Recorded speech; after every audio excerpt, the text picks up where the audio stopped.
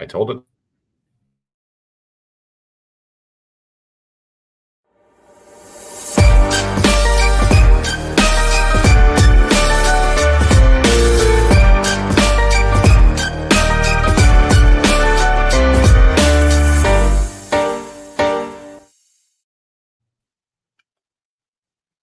Good evening, everyone.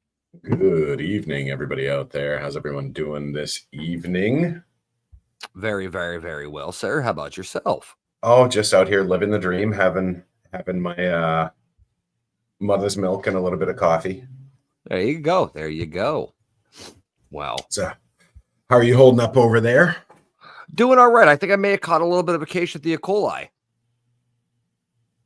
Okay, drinking some water, local water. Well, the local water and everything. And then this morning, I started having the symptoms of it. And of course, the wife had the same symptoms all day today. And it just like falls into place. And I'm like, oh, it's not food poisoning. So if your camera goes off, we know where you are today. Yep. You know where I ran. But other than that, how you been doing? I know I was over to your place this past weekend for a fire. Yeah, you know what? Thank you so much for coming over this weekend. That was such a good night. Got to use the old flamethrower. Always a pleasure when I get to use my landscaping and kitchen tools for federal purposes. It is a landscaping and kitchen utensil. Yeah, if anybody asks. Yeah, well, no, it was a good night. You know, being able to kind of just hang out. We finally had some good weather up here in New England, and it was nice to be able to just kind of get out and just hang out for a couple hours. You know, thank you for you and the wife coming out. But to the show today, so we're gonna kind of truncate the sponsors here a little bit, seeing as how one of them is now dealing with the blue check mark fiasco. If nobody knows what's going on with that on Facebook, folks now, are that's just actually something really accounts. interesting. Yeah, that's something that's really interesting. That well, actually, if you watch this show, you are familiar with it because I was bitching about it about a month and a half ago. Yes, you were. Hi, so Kristen Marie. No, it's just very interesting because you know the coincidence of so many people having their accounts suspended for no reason within a short period of time that we all know each other. Yep. Completely arbitrary too. Like the rationale and reasonings have been so arbitrary. Because my wife dealt with it, I dealt with it, and your wife dealt with it. If anybody, I should have been the one that got suspended for something. I know people that are far more controversial than us that are posting things. Quite a bit. So no, but so tonight's guest, I'm actually very excited. I actually have his books in my Amazon cart right now because the one series he wrote actually intrigues me a lot, and I kind of want to get his idea of his process behind it on that one. Now, is that the Moonlight City or? Yes, it's the Moonlight City. Okay. That's the one I did, like that kind of attracted me to like that kind of style for me. Okay. So if you guys don't know who we're talking about tonight, we are going to welcome on Mr. Brian Paone.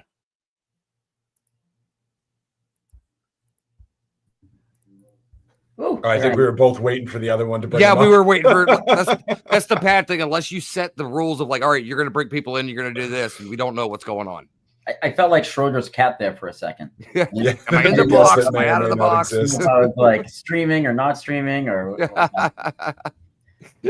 Well, Brian, thank you so much for joining us tonight. It's a pleasure. You know, I have not unfortunately read any of your books yet, but yeah, so it's fine. That makes two of us. I mean, I've been hearing some great reviews about them, though. Like I like all the Amazon reviews that I read and everything, and then just reading the synopsis of everything. It sounds like you know, you have some amazing stories. Well, thank you. Yeah, I spend a lot of money every month on paying friends and family to write those reviews. So, well, it's really not discussed enough how much those kind of endorsements from close friends and family can cost, because the amount of outflow we have just for this show, it's crazy. You know, we say we have sponsors, but in reality, that's just people we pay. Yeah. I have like an old college roommate that's like, you know, it's your sponsor. So no, and some of them don't want money, right? They want like I have to cook, or they want like ice cream, or like a piggyback. Oh, you talking about your kids? Yeah. No, I'm talking about like my, you know, like my uncle. Now I'm giving a piggyback to a grown man.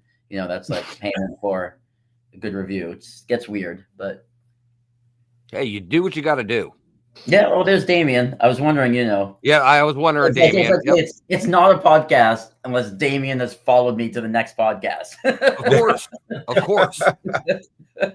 This man does not sleep at all. No, I just think he just like goes podcast to podcast. He's like the. So what it is I am not entirely unconvinced that he doesn't have some form of like AI presence that he's just really modeled, and he's just running 24/7. No, he's like the podcast groupie, and I love it. Oh God, yeah. Like it's hilarious. You know what?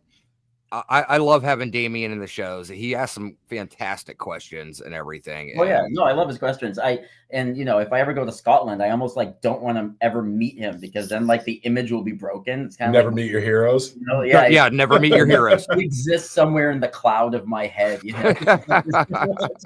Right now, it gets to exist as some kind of Scottish cryptid. He's living in some weird dark shadow around like a keep. Like the keep, like the movie and the book, it's like it's all ominous, and you can hear the clacking of the cane as he walks. And he's like, I gotta go to the next podcast. Hear the chains dragging as he makes his way. I know, right? He's got like a brain in a jar in the other hand, aching and the fluid spilling out. So Damien, we just created a new character. Damien might make his way into a book now at this point. It just happened.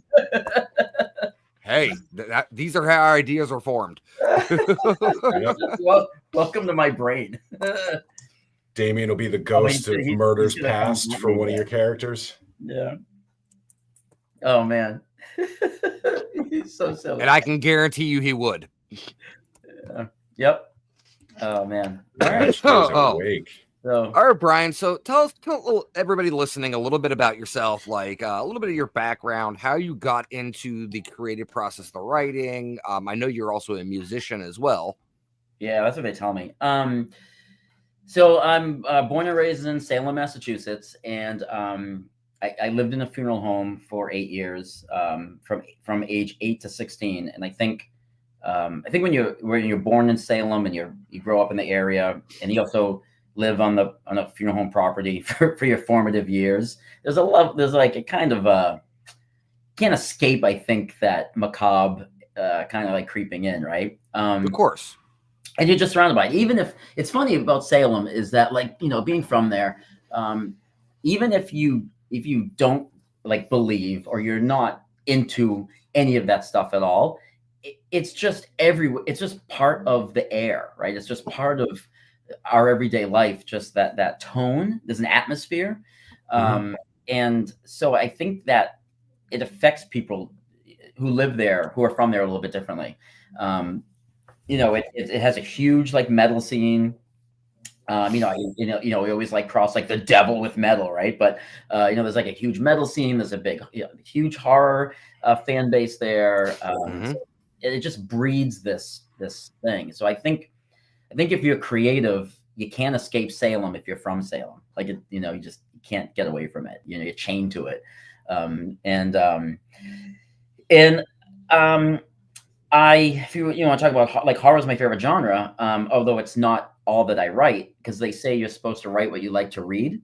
But the problem is that oh God, Rob. Oh, there's Rob's already Rob. like godding me. They say you're supposed to write what you like to read, but I like to read everything. So when it's time to write the next book, then I go, well, the heck am I supposed to write, right? Because I love everybody. I love everything from Sylvia Plath to Clive Barker, that you can't get two more, strokes of the spectrum than that, really. Ernest Hemingway is probably like my third favorite author. But Stephen King is my first favorite author. He's my inspiration. He's definitely the reason why I wanted to become an author. And it was because 7th grade Christmas, my stepmother bought me my first Stephen King novel. Which one was that? The Dark Half. It was the new. So it was the new release, right? So here's a little anecdote of how I got into Stephen King and how that played out. I had been obsessed with horror my whole life, and I had started reading, the R.L. Steins, the Fear Streets. It was like good old Goosebumps. Goosebumps. Like there was a lot of knockoffs too, right? At the time, those like young adult, but they were horror, but they weren't over the top, right? Scary stories to tell in the dark. Yes, all that type of stuff.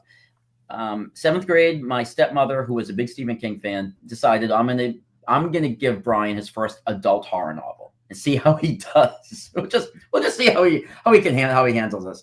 Because at the time I was watching adult horror movies, right? I was like The Exorcist. Is my favorite horror film before the year 2000, because I actually split up my favorite movies based, like, I draw a line in the sand at the turn of the century.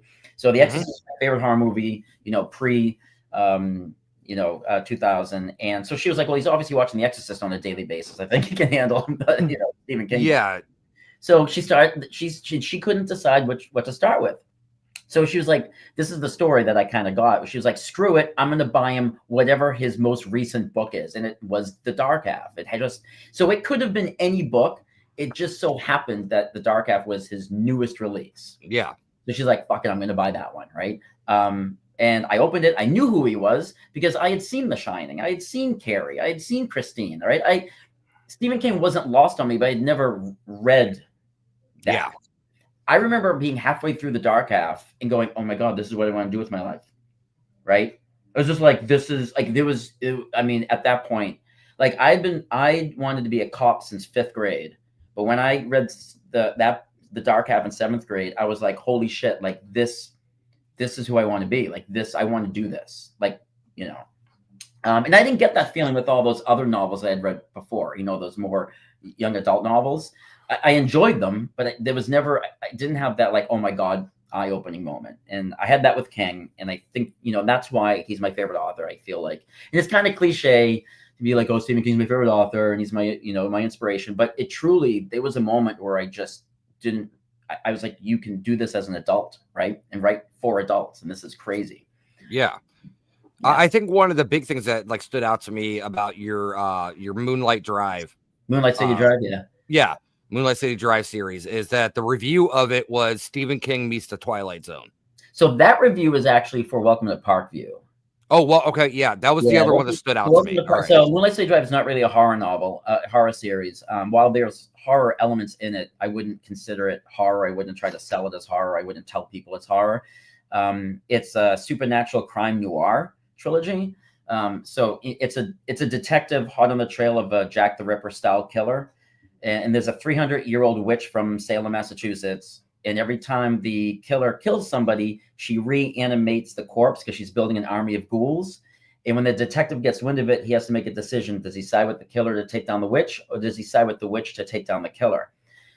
Now, that's my elevator pitch for that trilogy, like when I do in-person events. Now, it sounds like that could be horror, right? I mean, everything I laid out, you're like, well, there's witches, there's ghouls, there's killings.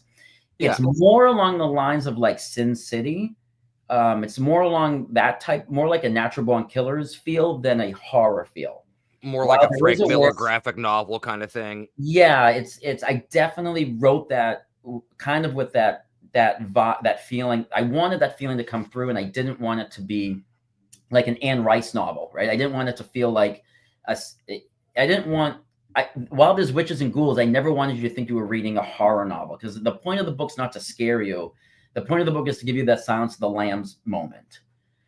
So it's definitely, the tone of it. So what you were talking about, the Stephen King meets Twilight Zone, that was, someone reviewed that for my novel, Welcome to Parkview, which is a horror novel, which I bill and I sell and I advertise as an actual horror novel.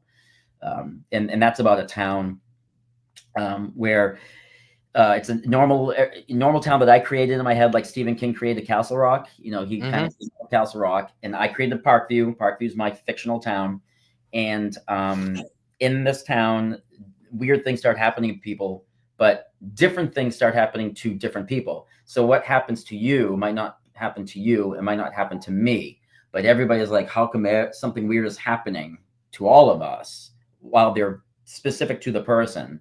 And then they got to figure out why the heck the town is doing this and why it's, only there. Welcome to Parkview was my second published novel. My 12th published novel is coming out in September. Since Parkview came out, there has been a reference to Parkview or a character from Parkview or a something from Parkview in every single novel I've written. So I'm treating it really like my Castle Rock. Like, yeah, you're Well, I was definitely actually doing. going to say this is your Dark Tower series. Dark Tower. So Yeah. This is your like. somebody brought that up, but none of the other books take place in the same universe. There's just a reference to it. Well, and again, I think that would make it the argument for your Dark Tower, right? Yeah. Like, Okay. because Well, it is sure. separate. If we want it to, is I mean, separate I'll take that. I universes. mean, that's a compliment. Yeah, but I mean, pretty much in all Stephen King's books, I mean, regardless if it's a brand new story or anything like that, you're right. It takes place in Castle Rock, yeah. Or he and there's references all these eggs and all these other novels that are tied back to other characters that from past books, movies, whatever. Right. Even Russ, my I gotta get you to read the actual Dark Tower series, man. Like, I Yeah. need you to. I need you to read that series. yeah, those are yeah. I don't want to because I've heard terrible things. No, Well, you should. No, I would they're- say first start off, it. they're and then make your amazing. own opinion, and if you don't like it, then just stop. But I would at least the try movie it. was horrifically Oh, bad, yeah. Yeah. but the book itself is a wonderful Denise, I hate horror thriller, like psychological spaghetti western, and there's no Yeah. other way for me to describe it. Okay, Um, so off topic here, really quick. Denise just said in the chat room here, I don't want to talk about that. ironically, as soon as we went live, the music box in their nursery started going off. Yeah. Now, Ian, the minute we went live, you had something happen behind you. right, yeah. Shortly before we went live, Yeah. I had quite a bit of stuff going on here. And you had made mention about wanting to bring some of the equipment in to see. Yeah, So Kim, there's some, yeah, Kim was wanting to do that a while ago, and I brushed it off until I started doing night stuff here. And now you're just kind of like, okay, maybe. Yeah. So, Brian, as an author, I know you kind of like we are our own worst critic. Which of your books that you've written would you say that is your crowning jewel so far? I hate that. I hate answering that question. I love the question. I hate answering the question because it's like asking me which kid I like the best or which kid I'm more proud of, right? Because I have 4 children, that I know of, and that's you like them or you love them or you dislike them all for different reasons, right? Yeah. But if someone had to put a gun to my head, my time travel novel, Yours Truly 2095, I feel like there was a time and a place when that was written, and it got a lot of legs. It put me on the map. The Hugo Awards recognized it. It was the springboard for my career. Getting my first novel published was a springboard for my career. Yours Truly was what kind of put me on the whitewater rapids, and it hasn't stopped since. So and that's the only reason why I would say that book.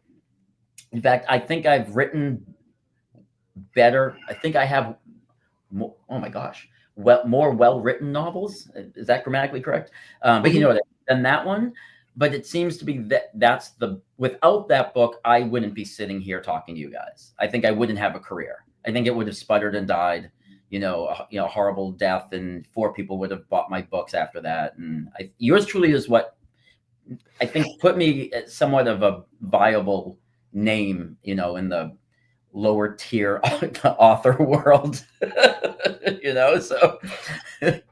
I mean, you all have to have your springboard somewhere, and yeah. So since you brought it up, right, which is your favorite child? Well, I'm legitimately that was only a joke. I do not want you to even field a joking answer to that question. Being a father myself, just let's not create therapy bills later. For me or for them? Either. So I guess my question's a little bit different. I am an absurd reader, right? I go through anywhere between probably 35 to 55 books a year. And so like I'm a book a week minimum kind of person. So I guess my question, you said that's kind of your treasure, right? Because that was your springboard. Yeah. What do you think was the book that was easiest to write, where the story just flowed naturally? So it's the same book that my editor, now I have 12 novels. Mhm. My editor has edited 11 of them. So she's got a pretty good pulse on me, right? I mean, that's 90% of my, right? There's only one book she didn't edit of my entire history. And I've been published for 18 years in October, right? So That's impressive. yeah. So just It is. here, I'm just going to digress for a second and then come back and I'll tell you why. Being a musician, because I was a musician for 20 years, I feel like what makes a band great is their rhythm section, when the drummer and the bass player are locked in. So if you have a drummer and a bass player who don't even have to look at each other and they know where the change is going to happen, they can feel it out. I mean, you're clicking on it as a well-oiled machine. There are so many authors who are starting out or new or just kind of floundering, who don't understand how important having that same relationship that a drummer and a bass player have, that an author has to an editor. Right. So if you find that editor that is working, that is just understands you, knows what you're trying to say better than you do, she never rewrites anything I write, but she'll put a note in the margin and be like, this is a little bit, I knew what you're saying. It's a little confusing. Try cleaning this up, and she'll give me like pointers and I'll be like, yeah, she's right. The sentence is clunky. The easiest book that I ever wrote is her favorite, which is really weird. So like her favorite, what she says is my best written novel is also the novel that I wrote the easiest. And it's my novel. It's Packet Man. And it's an urban crime thriller with like a touch of fantasy. And when I say a touch of fantasy, I mean, you've got to like really look for it, but it's there under the surface. Mhm. And it just came out. I mean, I started writing and it was almost like I didn't need the outline.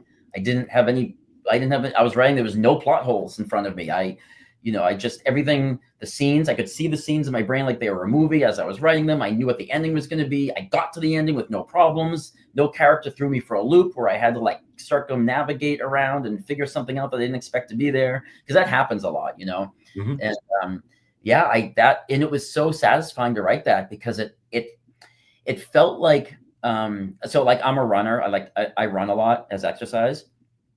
And there's some nights when you're running and, I've crossed, I've hit the certain mile marker that I tend to run. And then there's some nights where you're like, oh, I could do this again. And it feels so good, right? You're just like, oh, Yeah. I'm getting it. Packet Man, writing that felt like that. It was just so, and then for my editor to return and be like, this is the best book you've ever written. Like, this is my favorite novel of yours. And it's one that I sell the least of. If I had to put all my novels on a list, Packet Man's down at the, down. It's not the very bottom, but it's down in the bottom, quarter. And it's so it kind of bothers me sometimes, right? I'm like, take a chance on this one. It's like. So it's funny is I have a slurry of authors that I follow pretty regularly, and a lot of the time I've heard very similar things being said about their books, where Yes. they say like this was the story that just flowed, right? Right. This story wrote itself. I sat down, my editor loved it, I loved it, Right. everybody I showed in the industry loved it. Right. And then when it got to market, Right. it just didn't find a home as well as the other ones. Yeah, that's what Packet Man is, my redheaded stepchild, and and it moves, it sells. I don't give the impression it doesn't. It's not dead in the water, but compared to the other stuff, I just like, it's weird. I find that I've been finding that I sell Packet Man to people who have bought another book of mine, liked it, and came back to see what else I had to offer. Mm-hmm. Does that make sense? So yeah, no, because in my head, I'm thinking like, all right, if I'm going to grab this book, right? Because I do like to, when we have guests on, I like to do the show, and then because I'm petty sometimes, I'll wait until after the show to purchase, their art or their, Right. we had coffee people on at one point, and halfway through the show, we were having a great show, so I bought their coffee, and we had Right. another author on a couple of weeks ago. Got their book after we did the interview, because sometimes you know, again, like you said earlier, don't meet your heroes, right? Right. So every now and again you meet somebody and it's like, you know what? No, I'm not doing that. But I would probably venture, I'm definitely going to go with Pac-Man as the one that I choose, right? Right. Just because you said that one flows most naturally. But what I've found as a reader is I typically enjoy the author for the voice, right? Not for the story. I enjoy the author for the voice. Like you look at some of like the modern fantasy writers, right? Like you look at like Sanders, you look at the guy that did Red Rising. I can't remember what his name is now, which is like wildly blowing up seemingly out of nowhere right now. But they have very distinctive voices. Mm-hmm. And so I've read everything Brandon Sanderson has written, like all 72,000 pages or whatever absurd amount it is.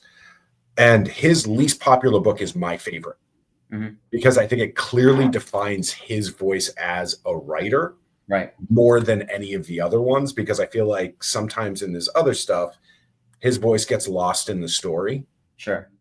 And that book is the one that he's said he had the most fun writing. Right. It just flowed.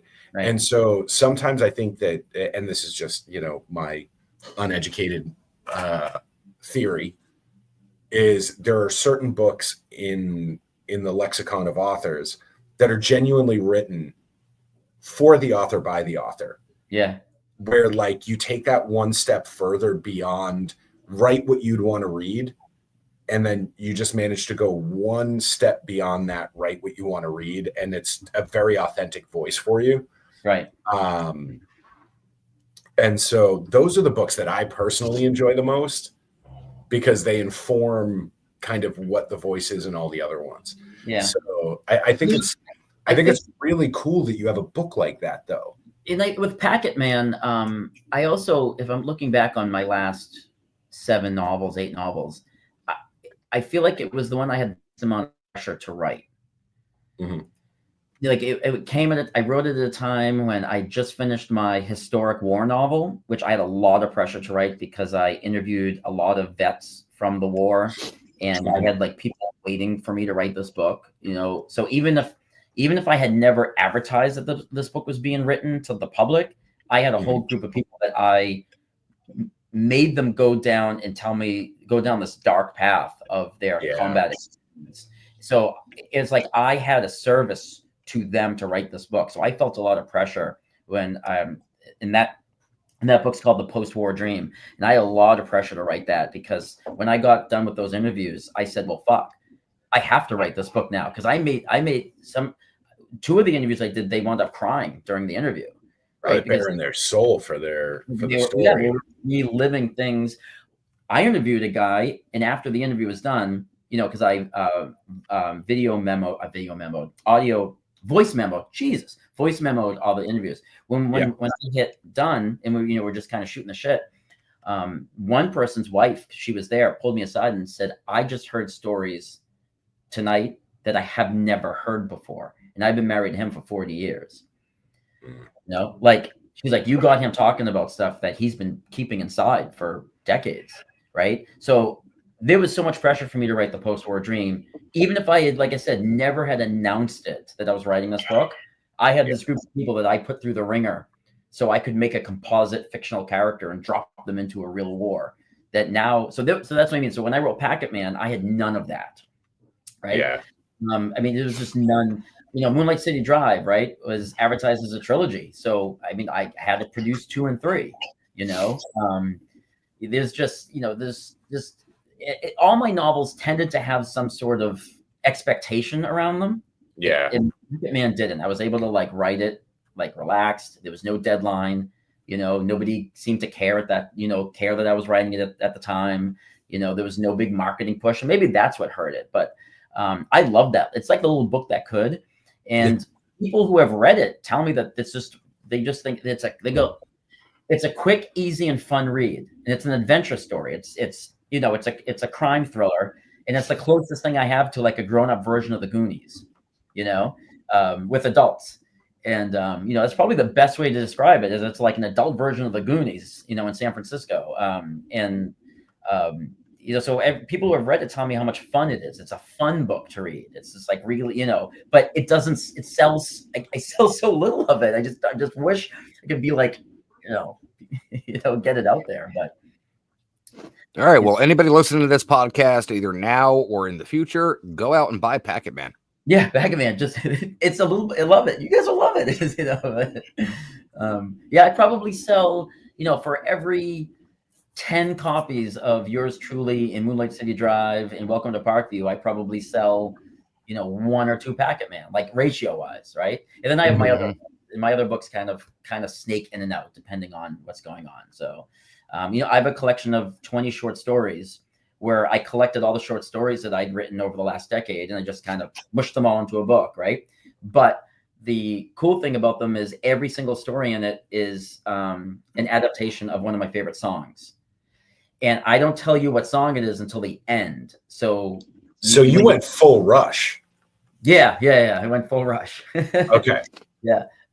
So at the end of the story, when the story ends, you remember MTV at the end of the videos would have like the band name, the song, the album it was from, and then the record recording studio. Yeah. So I do that at the end of the 20 stories has that little blurb. It's got the artist, the song name, the album it came from, and the year that the album came out. And I've had people tell me that they had so much fun trying to guess what song it was while they read the story, and wouldn't flip forward to look to see what it was, to see if they could, because I use very famous songs, right? So some of them are not so famous. Some of them are like more underground stuff. But for the most part, I use like, Queen, The Police, REM. These are songs that if you grew up in the 80s and 90s, they're just part of what Peter Gabriel.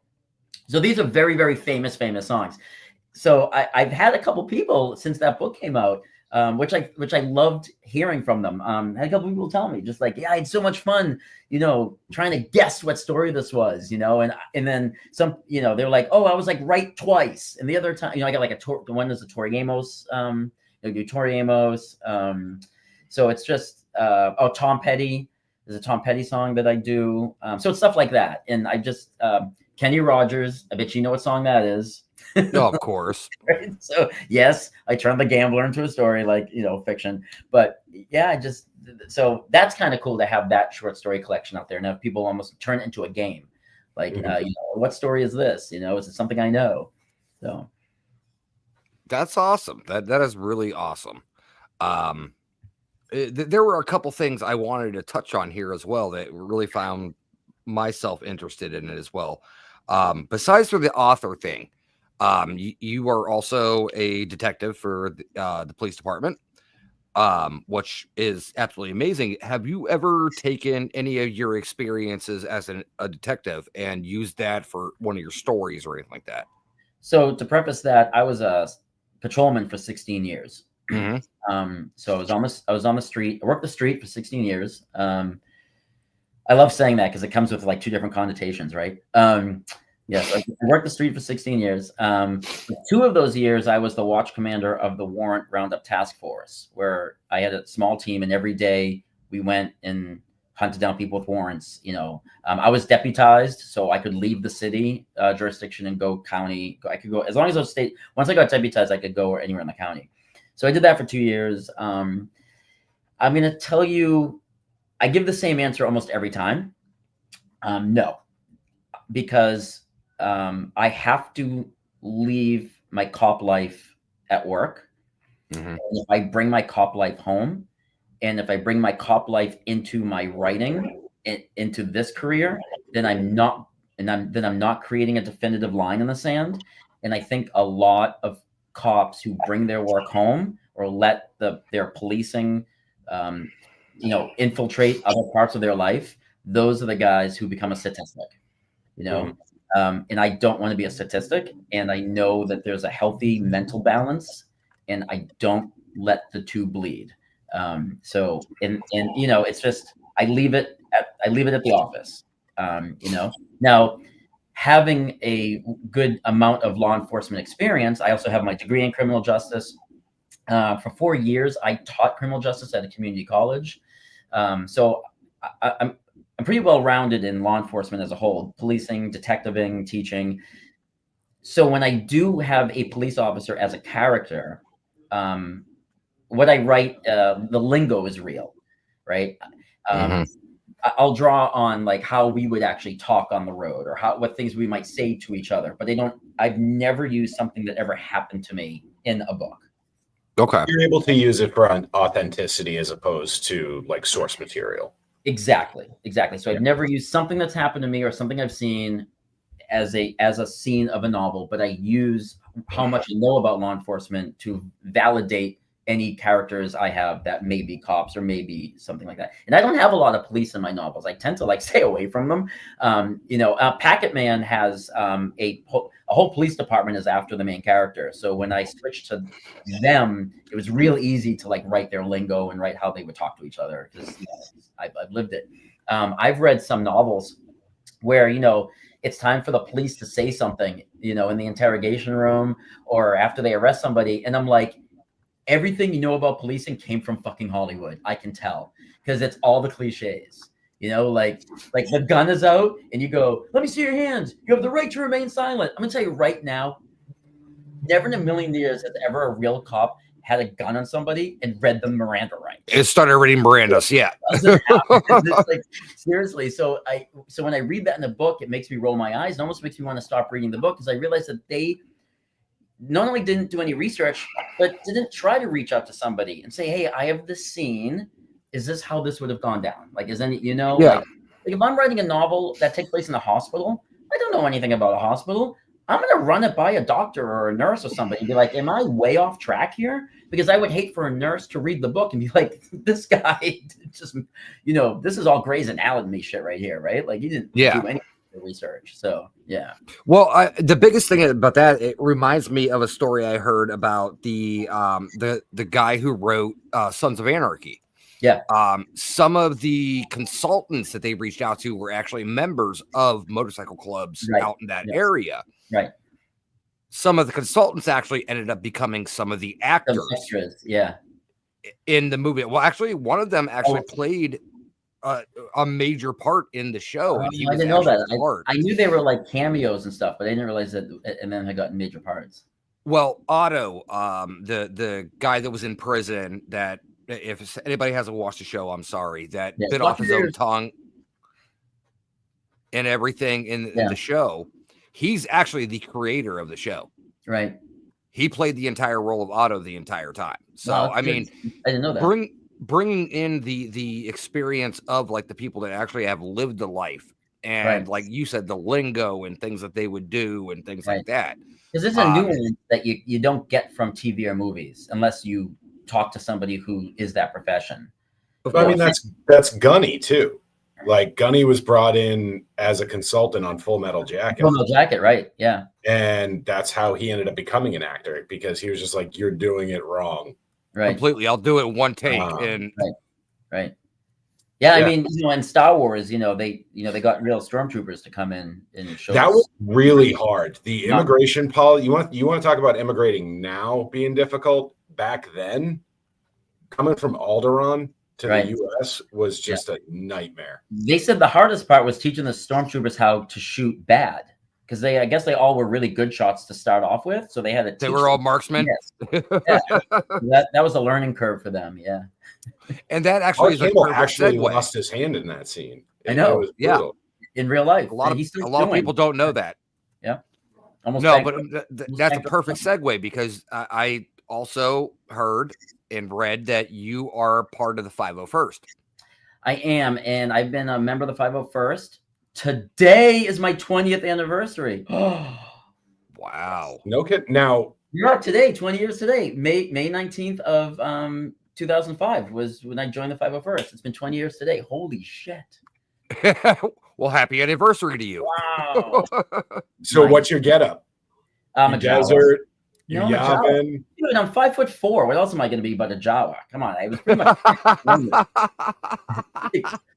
Manifest I got a buddy of mine that's like 5'10", 5'9", 5'10", and he does the snow troopers. Yeah, I'm 5'4". It's still not happy. He's still taller than me. Well, no, with the snow troopers, because it has the shawl that comes down. Yeah. Your face could be at neck level. No one would know. Yeah, my face is neck level in the Jawa. I mean, I don't know what you Yeah. No, I'm a Jawa. Wow, Ernie just said you're R2D2. Yeah. So now, do you do conventions? Yeah, I do. So one of the things I used to do a lot more, when I first joined, the first X amount of years I was in it. But one of the stipulations to stay in the 501st is you have to do a minimum number of troops a year to stay active.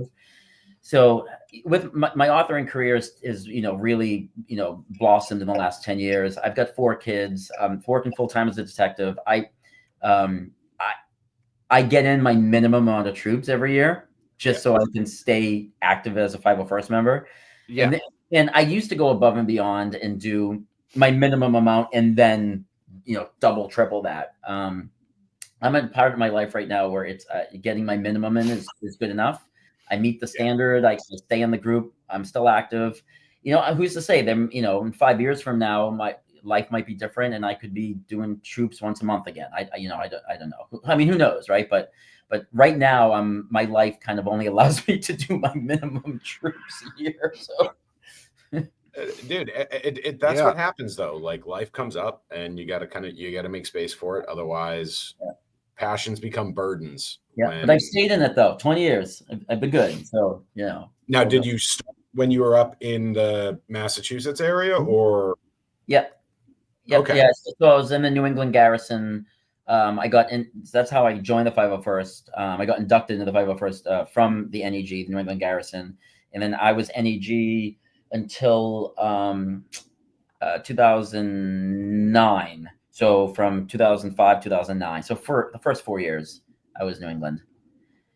Yep. And then so we probably know some. We have some mutuals, most likely. Mutual friends. Yeah. I was on the command staff for 1 year for the NEG. Okay. They gave me like the lowest title you can have, where it's really you really don't do anything, but they probably felt bad for me because I did so many events. They were like, we gotta throw Brian a title for a year, So I was like assistant to the assistant, like assistant to the assistant regional manager, right? I even think so. That immediately popped into my head too, Ian. The assistant to the assistant regional manager. Yeah. Yep. So that was me as so. Yeah, but what's cool? Here's also 2 fun facts about the 501st. I was only the 4th approved Jawa worldwide in the 501st. Worldwide. Now we have like 4 in every city. It feels like, right? I was unaware that Jawa was a thing. Oh, it's huge because it's massive. It became so. There's so many Jawas now in the 501st, but I was only the 4th one ever approved. And when I met George Lucas. So I met George Lucas, and I had my costume, and he kind of made a joke. I only when I met him, it was it was a whirlwind, and it was briefly, and but he did see my costume, and he chuckled and said something along the lines of that looks good enough. What did he say? He says, you look good enough. I would have casted you like that or something. He made some joke about like your costume is like good enough, or I would have just that good, right? A couple months later, did you know in A New Hope, the Jawa who actually shoots R2 and where R2 goes, right, and does the spinny and then falls over, right? And know, the first time we see a Jawa, the guy who's in that Jawa costume is actually that's the costume that I modeled my Jawa costume after. That's when I took all the screenshots of. I did the 360, from above, from below. I really honed in on him. Well, I met him in person, the guy who's in that costume, and I was showing him my costume, and his statement stands out more than what George Lucas said to me. His statement was, he says, your Jawa is a better Jawa than mine, than what they gave me on set. Awesome. He says mine was better quality than what they made him wear, like to film the movie. I was like, that's a win. I got my picture taken with them. We like got our arms around each other. he's also 5'4", so it was pretty awesome. Then we made out and stuff. So That's good. No, I didn't. We didn't. Making memories. Just wrap up the night there. Insane. So, I'm not going to lie, Rule 34 exists for a reason. So somewhere out there are people searching for videos of Jawas. So yeah, and might be some Jawa porn that I might be in a couple episodes of. So yeah, Only Watitis is a huge website coming out now.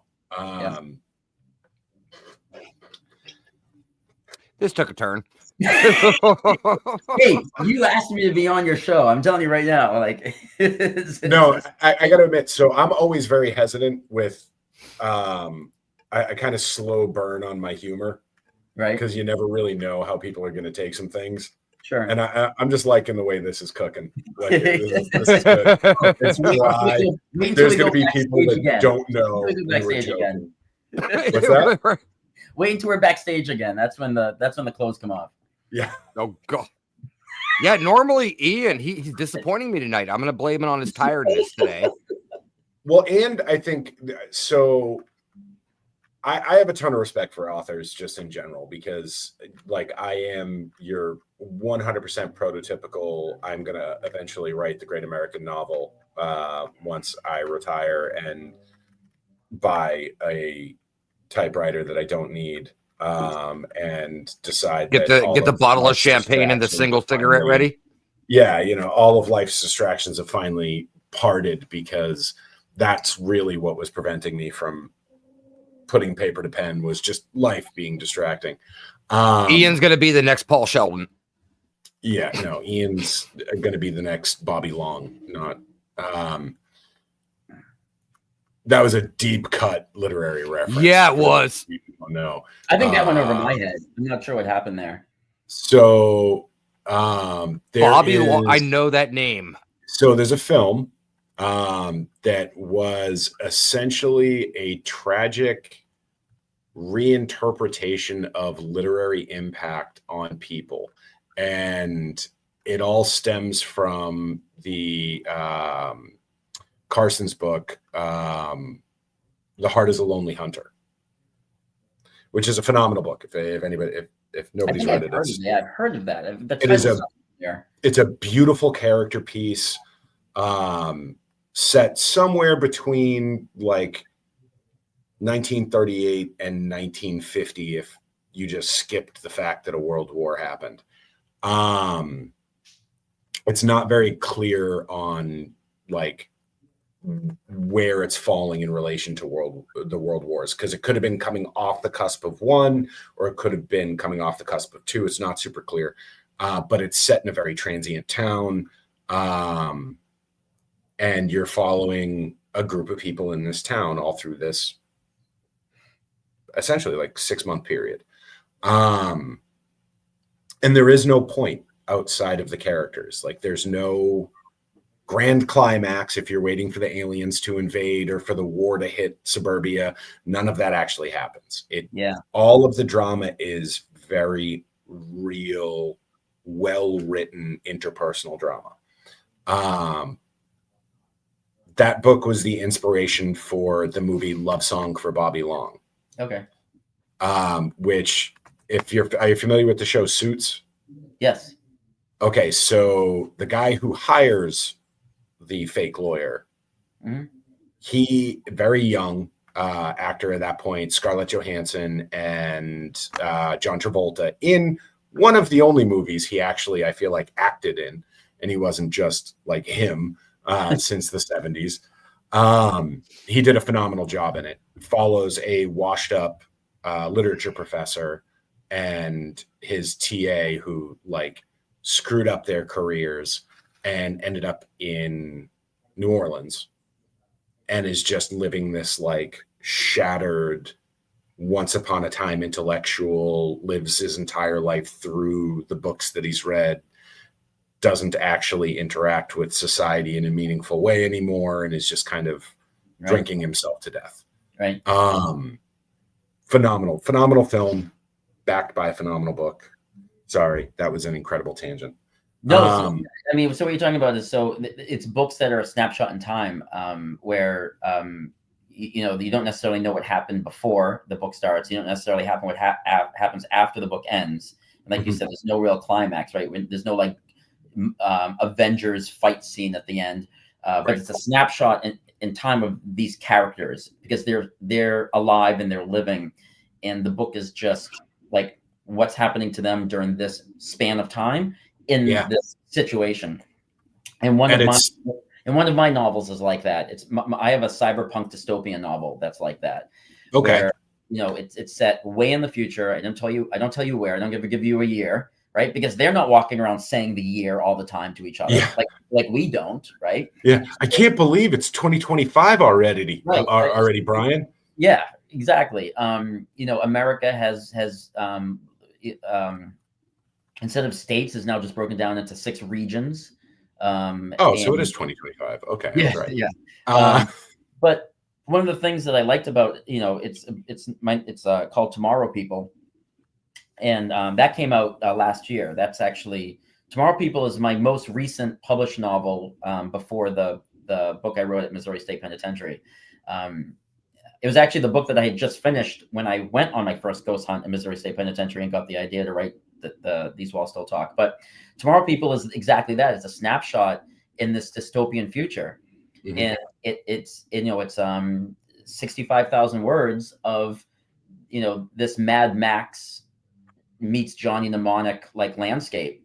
You know, like you said, there is a climax, but it's a climax for the characters. It's not a climax for like the whole dystopian. Yeah, it's not a societal climax or like Maze Runner. I like Maze Runner was great. I love Maze Runner, but there was like an ending to the dystopian society. Like, you know what I mean? Yeah. Like we ended things, you know, like Tomorrow People, my novel, the climax only happens with the characters struggle, but the world is still in this dystopic, you know, thing. Like nothing got solved for the world, you know, so it's a snapshot. So personally, I love those kind of stories. Like that's really my jam. Probably like I think if you do it, because the way you were talking about the novel that you were talking about, you sound like you were describing Tomorrow People, except my book is a cybernetic dystopian novel, but it's very similar. It's just like you're calculated in time. And I think what's really good about like a character piece book, as opposed to like a world changing, you found the hero, like you know, you're a wizard, Luke, type stories, is you can have whatever degree of setting, and you know, you can do it high fantasy, you can do it cyberpunk, you can do it in any setting. And to me, and this is, you know, maybe it's a hot take, maybe it's not, but I think it makes it palatable and enjoyable to so many more people, because the science isn't the front running, the fantasy isn't the front running. Like, you're not being constantly impressed by that new spell he has, or that new piece of tech, or that, like, you're actually just following someone that you're almost forced to, you may not like them, but you're forced to empathize with them because you're seeing through their lens so consistently. Yeah, and it's funny because so what I did with Tomorrow People was it's set in the far future, but I do not describe a single piece of technology they have because it just exists to them, right? Like, so let's say somebody who'd never seen a car before, like we don't talk about how cars work all day long, right? We get in our car and we go. So with this, I did very little world building.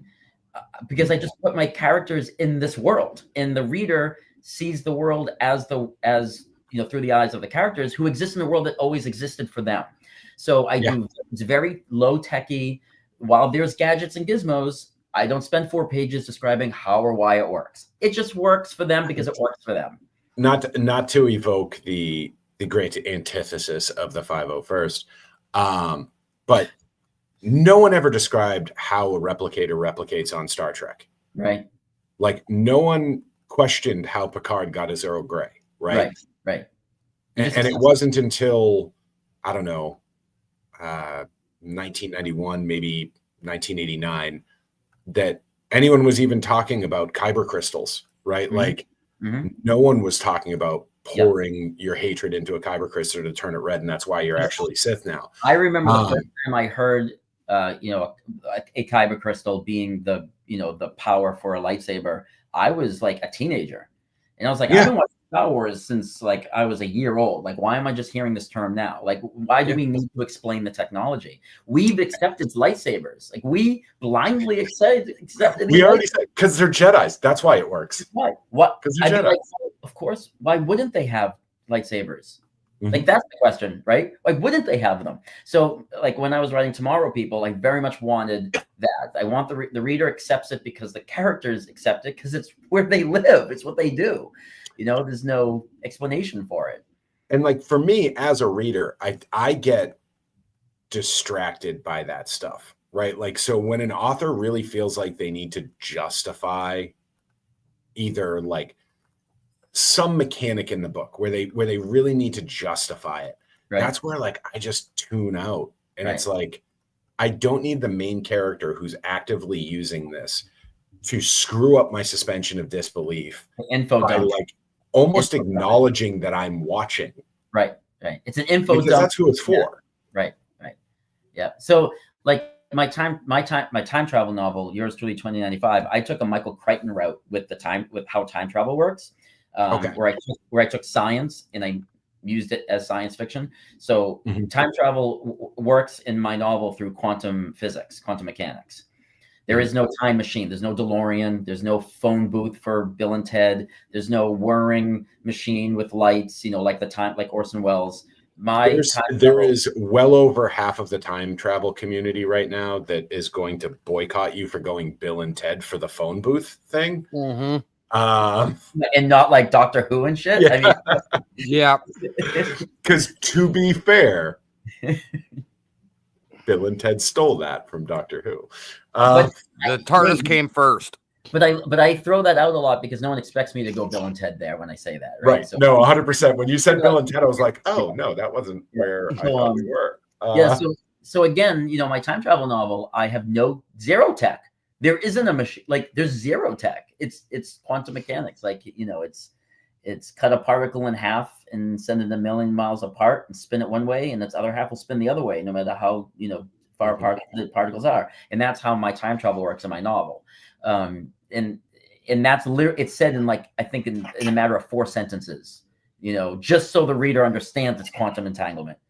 That, once I say it, once I throw it out there, then we never revisit it. We don't need to talk about it anymore, so.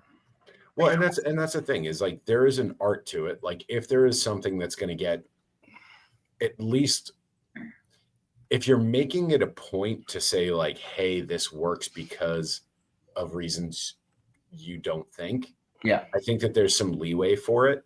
Right. But like, I've never once asked how the 3 shells work. I'm just right there. I'm just right there with Stallone trying to figure it out.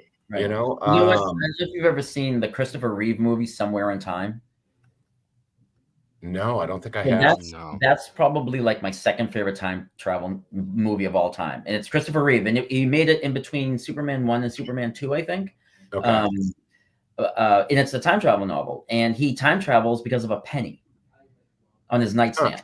But you don't ever question the theory behind the penny. You blindly accept that he can do it, right? And it doesn't take away from the movie at all.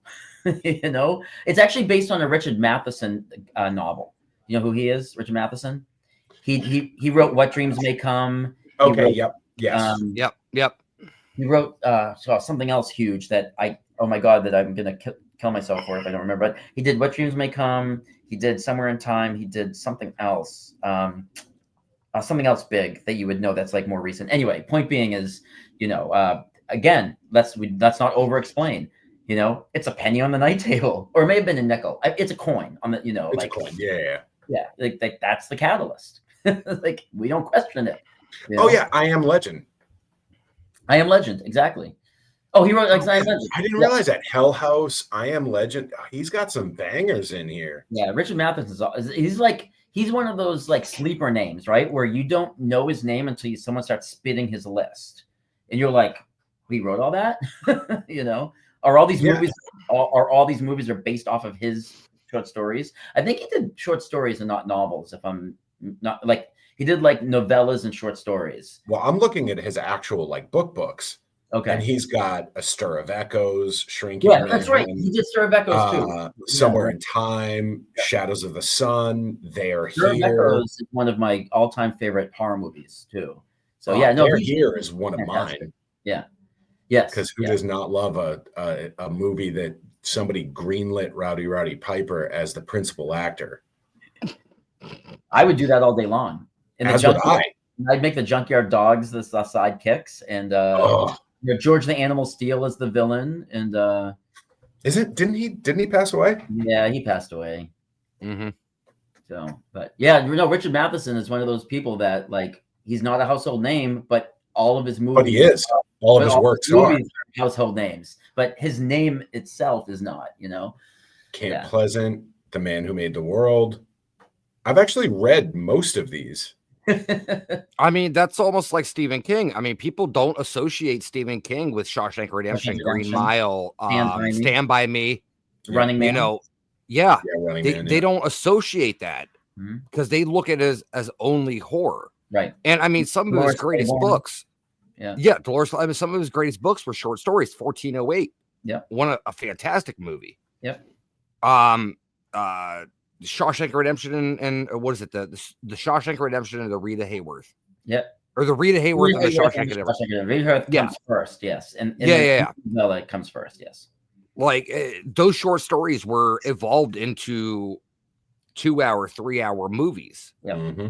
Yeah. Well, that's Frank Darabont. Oh God, Frank Darabont is amazing. Absolutely amazing. Yeah, and the first thing that Frank Darabont ever directed was Stephen King's short story, The Woman in the Room. Yes. And Stephen King sold it to him for $1. He let him make it. It was the first Dollar Baby movie. Yep. And Stephen King was so impressed with it that when Darabont came knocking to do Shawshank, he said, absolutely. Yep.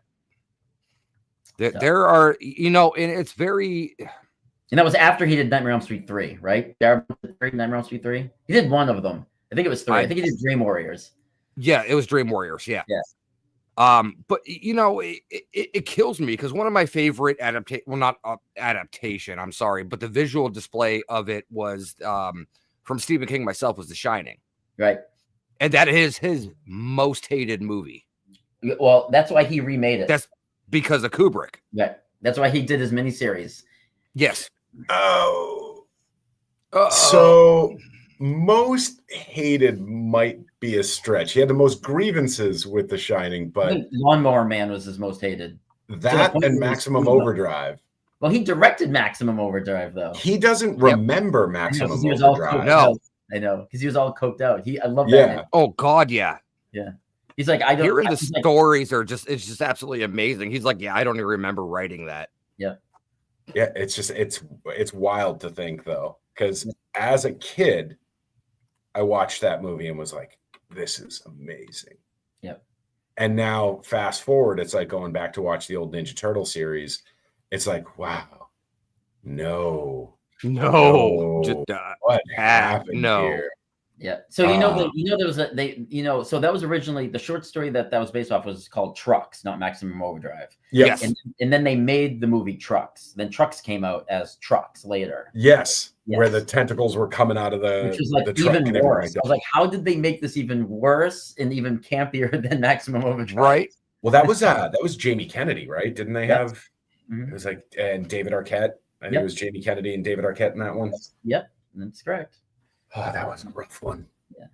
All right. So one last thing before we wrap up here, Brian. I know you're out there. There's so many kids out there growing up. You have posters of cars on your wall. You're like, this is gonna be my dream car. I had bands on my wall. Bands. Yeah. I didn't have cars. But you had that in your mind of this is my dream car. I will own one of these cars one day. Yeah, 1971 Pinto. Ooh, was it mustard yellow or did you have like the off-fade yellow? browns? No, it was mustard yellow with the brown racing stripe down the side. Nice. Yeah. Nice. Or as we like to call that, the shit streak. Yep. Yeah. Yes. Yeah, I brought home my orange couch strapped to the roof for my corduroy shack. orange cross. Yeah, perfect. I mean, mine was a Gremlin when I was growing up, but Yeah. I mean, no, but you actually own your dream car that you have, and that's a 1981 DeLorean. Yep. Now, fully restored, how hard is it to get parts? When I bought her with only 17,000 miles on it. In fact, wow. So the title, because you have to do the odometer reading on the title. Yeah. On my title it says 17,505. That's what I signed off on. But yeah, so she was pretty much mint condition. I did very little. It needed very little. The things that I did do to the car was preventative, not because it needed it. So we replaced the entire fuel system and the entire coolant system, not because either of those were failing or needed to be replaced, but where it had 40-year-old rubber hoses. Right? Yeah. So like at what point was one of those fuel lines going to pop and spray fuel all over a hot engine, and then my car was going to explode? So exactly. So while it didn't need it, I did it. I didn't do it. I had a mechanic do it, but we did it just so I wasn't on the highway on 95 idling in traffic and that's when the radiator was going to decide to finally, fall out of the car. You know what I mean? Because we're talking about 4-year-old parts. So when people ask me a question about the restoring, I kind of have to follow up with the fact that I didn't have to do a single thing to that car. It was a turnkey DeLorean. It was a garage queen for its entire life. It had 17,000 miles on it. I did not have to do anything to that car. Everything I did, I chose to do because I was scared that something would fail at the most inopportune time, So, and I just keep up with the maintenance. And she's never let me down. So I did some cosmetic things, things I didn't really even need to do. Just, it's like, the seat covers, the seats look a little, 40-year-old leather seats, so I bought stock seats though, but I bought brand new old stock from DeLorean. So I replaced them with stock seats that had never seen air, had never touched air yet. They were still in their original shrink wrap. So wow. Okay. Again, I didn't have to do that, right? But that was just a cosmetic thing that I wanted to do to it. So just out of curiosity, when you redid the fuel system, did you have the bioprocessor installed behind the driver's seat, or did you stick with the plutonium? I stuck with the stock setup. The only thing that we did differently was we did braided stainless steel fuel lines, and we upgraded to the new fuel sender, which works more digitally than it did, before it worked on like a weight where there was a plunger in there that kind of bobbed and it told you how much fuel you had or how much to send. Now it's all done with a little it's a little more like a relay is kind of. So we found the subject matter you're not going to joke about. That's what I'm hearing. What do you mean? I asked you if you put the bioprocessor behind the driver's seat, or you stuck with the plutonium. Oh, and you actually went. You're like, no, we did the thread. He went straight in, wow, I'm ignoring this bullshit. This guy can take Back to the Future right out of here. That's on me. Every once in a while, someone will get me. Yeah. I was going to ask you if you upgraded a flux capacitor too. So I have a flux capacitor in it, but I only put it in when I'm doing I'm going to a convention or a car show. I do Cars and Coffee a lot, the local Cars and Coffee. So the flux capacitor that I have sits on the cargo shelf, where it would be in the movie, but it's fully it moves in it. Yeah. Okay. Right. So it just sits there. And then I plug it in and I turn it on so kids can be like, ooh, and people can take pictures. And then I take it out when I get home. So you built the car, not the prop. Yeah, I didn't build. There's somebody that builds them for us. But yeah, it was built and then it just sits on the cargo shelf. And when I drive the car normally, I don't have it in. I only put it in when I'm, if I'm going to a kid's birthday party, or somebody wants to see the car, or they want me to come over for some sort of block party for an afternoon, to show the neighbors. I'll because So everyone. you don't have the analog dash or anything like that. No, everything's stock. I still have the stock 1981 Craig cassette radio tape player that still works, still plays That's cassette. amazing. It still That plays is awesome. I have the Back to the Future cassette in it. Yeah, Oh, the that's soundtrack. awesome. That's great. Now Damien asks, she's like, did the car choose you or did you choose the car? What am I, Arnie? And it's not Christine. Come on. No, I think it's lightning in the bottle that I found, the one that I found. I truly think that this was the car for me. And I had almost bought in a DeLorean before in my life, and things happened. And I think it was because I was supposed to have this one, which is a really weird statement when you're talking about an inanimate object. But Nope. I truly feel like No, it's not. No, it isn't. No, it isn't, man. Because I mean, just talking from my side again, I had to build my first car before my father let me drive. Mm-hmm. So when I was 12 years old, I bought a 1971 Challenger, and like. So my dad was a professional drag racer, and he raced a 70 Challenger. Yeah, they're amazing cars because you can fit the 440 big block on it, and actually the rear channel set without having to actually trim out any of the body. You can put a secondary camshaft. Yeah, this isn't a car show. That's tomorrow. And the rear axle on the 70 and 71 can actually be shortened to 3.5 feet, so you can actually put drag sets on it without any issues. Yeah. New England drag. I grew up like New England Dragway. That was part of my childhood. Same. So, yep. We actually, in the late 90s, we brought it up. Ironically enough, ours was mustard yellow, but it had the black vinyl top and hood covers.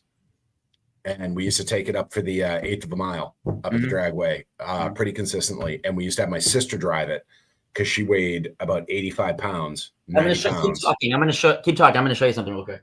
All right. And yeah, we used to take it up for the 1/8 of the mile. My dad's racing jacket with all the patches in the dragway. Amazing. And the mile an hour is that you get a patch if you broke that mile. Yeah.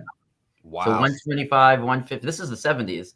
So this is my mother's actually. This was the pit jacket for his pit crew. My mother gave it to me. That's so awesome. This is the actual pit jacket from the late 70s. I don't think we ever got that. I don't think we got the patches. We got the tickets and we have the arrest records, but we never got the patches. Oddly enough, Marshfield Police Department didn't give out patches for breaking 100 miles an hour in the center of town at 2 a.m. Really? Yeah. Oh my God, yeah. No, well, so this is the late 90s. Right. So when you're in the off season in my hometown back then, there was a population of maybe 13,000 people, maybe, and the town was closed at 7 o'clock at night. Like the entire town was. We had at that point the only stoplight we had was at the highway. That was the only stoplight in town. Everything else and that was the tree. Beep, beep, beep, yeah, pretty much. And so there was a stretch from pretty much the Veterans Memorial Park, Ventress, yeah, to Veterans Memorial Park to Ventress Memorial Library. Ventress, yeah, which is exactly 3/4 of a mile. Saj Ventress? I didn't know she had a library. In Marshfield, Massachusetts. Star Wars there. Star Wars deep cut. Well, after Lucas brought her in, it was a thing. And no, we used to, my father and I would go out at we'd leave the house at 1 a.m. and the whole town would be empty. And every now and again, you'd bump into a cop that you knew, and you could race a Crown Vic because they would saddle up right next to you. You give a rev, and the local cop would be like, "All right, let's do this. Let's see who'd win." That's cool. And there was a couple of times where it was either myself driving or my father driving, because it happened to both of us, where we would tear through town or come off the line against a cop, and they would just go to our house and wait for us to come home. They wouldn't even bother trying to pull us over. They would just drive it. They'd be waiting in our driveway when we got home, and they'd be like, "All right, guys, license and registration." That's funny. 45 minutes ago, I had you at 95 and at 15. So yeah, let's see how this goes. And they were only pissed because we won. My dad raced 2 dragsters. Yeah, so he had 2 dragsters and then the Challenger. And he had one of the dragsters delivered. This is a story that I'm told from my mom. I don't know how true this is, but I'm just going to tell how she tells it. And it's quick because I know we have to go. He had one of the dragsters delivered to his work at 2 a.m, had no way to trailer it to the house. So drove a dragster through the streets of Lynn, Massachusetts to the house. Now, dragsters don't have brakes. Right? No. I 100% believe this. So he waited at 2 a.m, so he knew there was no traffic, and drove the dragster through the streets of Lynn to the house because he had no downshifting to slow down every time. Tell me that's not wild. Do you imagine it's Lynn from a bar, but it's Lynn. It's Lynn. That's yes. Lynn, man. That is Brian. I don't know how much you know about Lynn, but that is Lynn. Well, that is stereotypical Lynn. Driving right now around Lynn that have no brakes at all. Yeah, and they're doing it at noon. At the time, my dad lived on Western Ave, right past Buchanan Bridge. So coming off Salem, like Salem's behind you, Buchanan Bridge, and then Western Ave, and so that's where he lived. And he was the manager of the Goodyear downtown Lynn. So he went from the Goodyear in downtown Lynn up Western Ave to the house with a dragster at 2 a.m. That's like 7.5 miles, man. That's not a short jaunt. That's not like taking it around the corner. I only wish there were iPhones back then, so like somebody have that on video. I'd love to have seen that, But I mean, I guarantee you, it was just downshifting every time coming up to intersections, like that hard downshift. You're praying. The bag out of the transmission, blowing through the intersection, right? Taking out the front. The front lattice of the dragster. So anyway, that is absolutely amazing. And so, all right, so you have the familiarity. You may enjoy this one call out. This is the last thing I'll say about cars. But the only thing I ever saw in Fast and the Furious that just destroyed my ability to believe anything or the credibility in there is when they went to the outer space. Nope, that's not it. It's when he went to the Charger and it turned over on the first flip. That's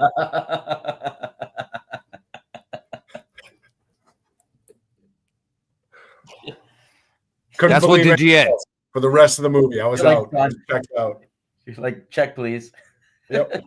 When he just went into the Charger and it was like immediately. You're used to been like, right. Get the carbon choke cleaner, go out to the front, pop it in the manifold. So something people don't know about the DeLoreans, unless you own one, is when you get in the car, you can't just turn the key and start it.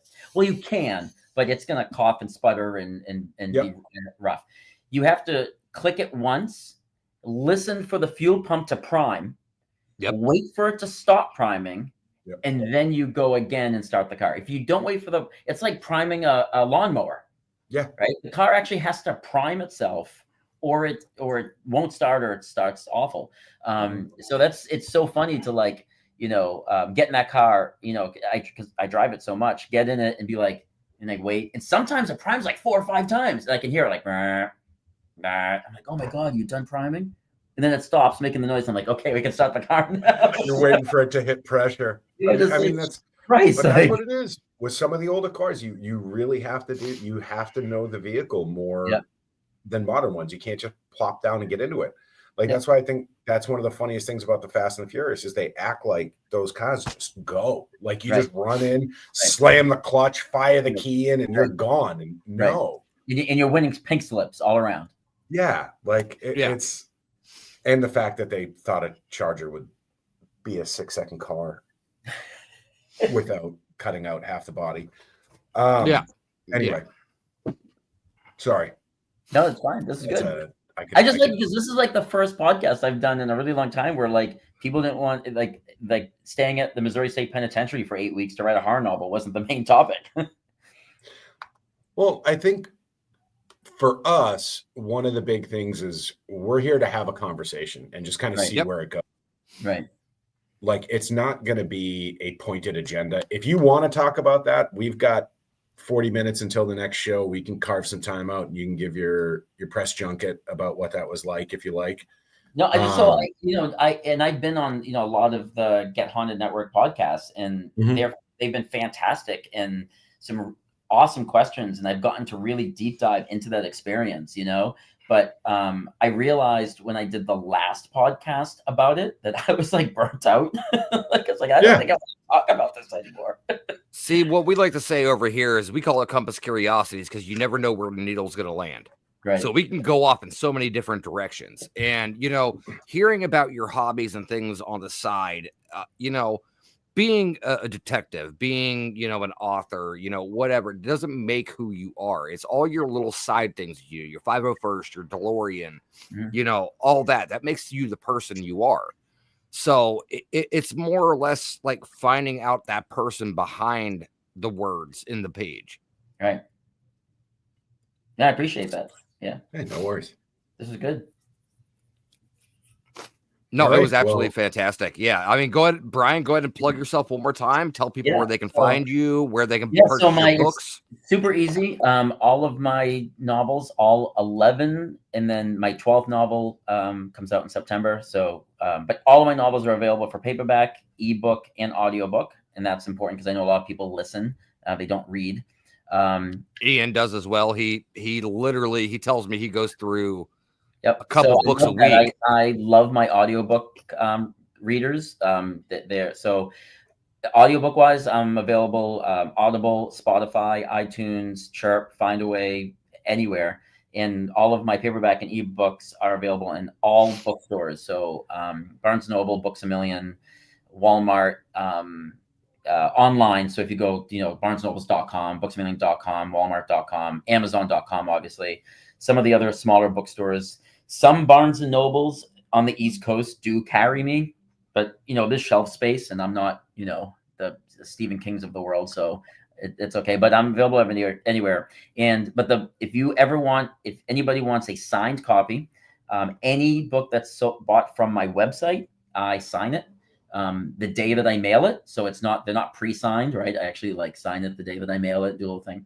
And my website is myname.com. Yep, scrolling across there at the bottom for you. Oh, there it is. Yeah, it's brianpaone.com, and it's very easy to remember. And also on my website you can sign up for my newsletter, which goes out once a month, where sometimes I have deals, promotions, updates on what I got coming out next, et cetera, et cetera. There's also an events link, and it shows all of the events that I'm doing for the rest of the year. And I don't just stay East Coast. I do events, all over the country. Sometimes I speak at writers' conferences and stuff. So, yeah. And I also answer, every email or message that I'm sent. Anybody reads any of my stuff. So, and there is, and I was going to finish on. So I actually want to finish the show on that top one because that is next. My book, These Walls Still Talk, which I wrote over this course of 8 weeks inside the Missouri State Penitentiary, at night, most of the time alone, usually in the dark. It's about a ghost hunt gone wrong. I kept a diary while I was in there for those 8 weeks, and we published the diary at the end of the book. So you get the novel, and then once the novel is done, then my diary of everything that happened to me while I was in there for those 8 weeks is also in the book. But the book release party itself is June 21st at the Missouri State Penitentiary with Get Haunted. They are hosting a overnight ghost hunt of MSP, coupled with the book release party. So we're doing the two things in one. So it's a book release party and the overnight Get Haunted event, all happening at the same time, all at MSP. There's a limited amount of tickets. Sheila, who's in charge of MSP, the prison boss, gave us a very specific number that we could not go over. And so it's one of those things where once the last ticket is sold, if you come crying to me or Rob or anybody and Get Haunted and are like, oh, I was going to buy a ticket, but I couldn't, we are literally going to have to tell you there's nothing we can do. We were given a very specific maximum number. And if you didn't get a ticket, then that's on you for sleeping. And I know they've been selling. So so if you go to my website, brianpaone.com, you can get the link right from there, or you can go to gethaunted.com. Both ways will get you to the page that you're looking at right now. And it's going to be great. We're going to be there all night. We're going to have food. We're going to have a scavenger hunt. in the winner of the scavenger hunt throughout the night is going to get some. Let me say this. What we're offering to the winner of the scavenger hunt way exceeds the price of the ticket to go to this thing. So whoever wins the scavenger hunt is actually going to walk away with stuff. Your DeLorean. Yeah, basically. Yeah. So, the scavenger hunt, the winner of the scavenger hunt is not getting like a Three Musketeers bar or something. Like the items that you're getting retail is more than the actual ticket to go to this thing. So, and I'll be there, and all of Get Haunted will be there, and all the family will be there, and all the MSP staff who are amazing people. That staff treated me like family. By about, by the end of the 8 weeks, I mean, they were inviting me to birthday parties and out to dinner with them, and they treated me like I was one of them by the end of that time, and they'll all be there, and it's gonna be great. So, and this is the nope, that's not true. That's a lie. So I'm not gonna finish that sentence. But we are coming into a month away, and usually, the last month is when tickets really start selling, because now it gets close. People start booking the trip. So I'm really telling people, this isn't one of those like scare tactics, get it while you can. Like, once that last ticket is sold, like I have over. To get There's no more. Yep. Like, over. Well, and I think one of the things, especially about the paranormal community, is like really, I think more so than some of the other like hobby groups or interest groups, like we understand there's a super finite amount of people that can fit in the building. Like, you go to Comic-Con and it seems endless, 70,000 people in a room that's rated for 20. I do AwesomeCon every year. I'm an author at AwesomeCon every year, and I don't know how they fit that many. I don't know. I have to mosh my way to the bathroom. Yeah, like it's brutal. I'm moshing through the crowd. I'm like, it's like, it's crazy. It's been a few years since I've done like an actual convention, but yeah, like I think the wife and I went to a Comic-Con 2 years ago, first time in probably 5 since we've had our son. Yeah. And it was just like, I walked in and I'm like, I can't do this. I love it because it's sales, right? Like, so for me, from a vending standpoint, like, please be shoulder to shoulder, because that's more people I'm going to sell books to. But if I as an attendee, if I try to get my chicken nugget basket, I get asked to be crowd surfed to the, to the little cafe that's in the corner. Like, oh yeah. Like, so the thing about MSP is it's not necessarily that the buildings will be full of people. It's because it's in the dark. They don't want accidents. They don't want people tripping. Well, with the historic locations, there's so much liability involved with that stuff that like you just really have to be respectful, because it's tough. Russ and I are part of a group that we actually manage now 3 locations. Yes. And they're all historic, and they're all incredibly old, and they're all operated by nonprofits who can't afford to be sued. Right. So, we say you can have 8 to 10 people in there. The building's rated for 150. Right.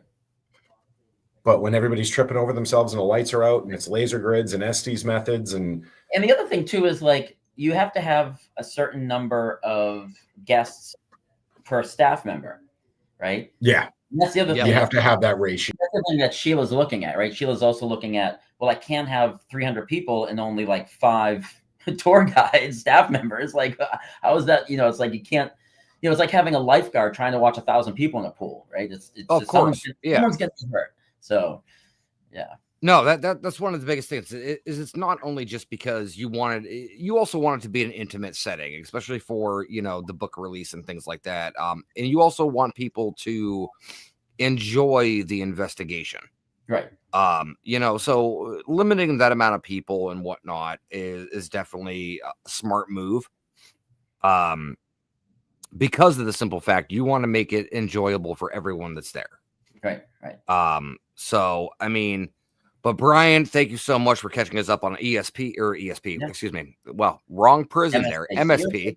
I got you. You have been absolutely amazing. You've been amazing. Oh, appreciate that. You me amazing. Heart hands. Hey, I couldn't do this without you guys. Like the guests are what makes the show what it is. And I'm glad we were able to kind of break away a little bit from your normal humdrum of the podcast you do and things like that. I like to send it out to let's throw a reel out there and see what catches. You made me realize that today's my 20th anniversary of being in the 501st. I would not have. Congratulations, by the way. Right? I have to go post about that now because I can't believe I missed my 20th anniversary all day. If you hadn't asked me about it and I didn't look at my laptop clock and then do the math and be like, holy shit, today's the 20th anniversary. So no, Brian, but it's been absolutely amazing, and thank you so much for coming on. Ian, do you have any parting words for Brian before he goes? I thank you for coming on. We always appreciate the people taking the time, and we love these conversations. And I'm glad to hear that it was kind of a change of pace, a breath of fresh air, so to say. Yes, yeah, no, and again, because there's people watching who have been on their show. That was not a knock to any of their shows. No. I didn't all. take it as that. I don't think just anybody out there did. I just know that going into this show, for the first time I felt burnt out talking about MSV. I was like, oh my god, I want to talk. Well, so glad we talked but about it's true though. When you have something big that's prominent, that's what everyone's going to want to talk about, and we kind of go a different direction usually on our show. So. Yeah. We did Jawas and DeLoreans. So, I mean. Yeah. I mean, why I'm not? going to start a podcast called Jawas and DeLoreans. Oh, there you go. Oh, pop culture podcast. That would be absolutely mint. People were like, what the fuck's going on here? It's Jawas. Oh, I will wear my Jawa costume in my DeLorean and do podcasts. Yeah. And you could do like Wootini Wednesdays. Wootini Wednesdays. Wootini Wednesdays, Oh, man. I love all of this. It's so great. In a month out, we're going to see a post from Brian going, hey, I'm starting a podcast. So you guys want to be my first guest on Jawas and DeLoreans next Wednesday? Sign me up. Sign me up. No, but Brian, thank you so much. I mean, you have been an absolutely amazing guest. As always with the show, you never know what you're going to get. This isn't Forrest Gump, but we always pull things out of the old bag and see where it goes. Right, because you brought that up, what is your favorite candy bar? My favorite candy bar, honestly, Payday. I have to say it's definitely a Baby Ruth. Okay, all right. Next, favorite candy bar. Oh, Payday. 100% Payday. Right. I take umbrage with this Baby Ruth bullshit because that's a child's payday. If you want nougat and peanuts, you don't need to cover it in chocolate. Just enjoy a payday like a grown-ass man, Russell. See, Hannah in the chat room, she landed on my favorite candy, not Reese's bar. Is not a fucking candy bar. Reese's Cups aren't a candy bar. Reese's Pieces aren't a candy. That is candy. That is not a candy bar. Reese's Fast Break, that's the only one that would come close because those are wafers. You could call that, yeah. So for me, all my kids know that in order to stay living in the house for another 365 days, on Halloween, they must turn over all their Three Musketeer bars to me. It's the dad tax. Yeah, Three Musketeer bars. And then they can stay in the house for another. And if I find that they skimped on one and I find one hidden in their room, it's a hard knock life for them. So because Payday is never actually in the candy bag, my dad tax candy is typically Heath bars or Twix. Oh, Twix is where it's at. I like Twix is a good one, yeah. Especially Hannah, if you toss the Twix in the freezer. It's not. Reese's is not a candy bar. It's candy. It's great. It's wonderful. It is peak snack. It is like way up there, super high rated. It's just not a candy bar. And Milky Way is like a Three Musketeer bar in a Rolo, had a Love Baby. Yes. Yeah. Or they just skimped on the peanuts on a Snickers. I guess so. I never thought of it like that. It's the Mounds Almond Joy. So wait, it is. Milky Way and Snickers is the Mounds Almond Joy. It's just missing the nuts. You never know what's going to happen, folks. Wow. This is fantastic. All right. Never know what's going to happen. But Brian, thank you again so much, guys. Everybody listening, you guys have been absolutely amazing. You've been great in the chat rooms.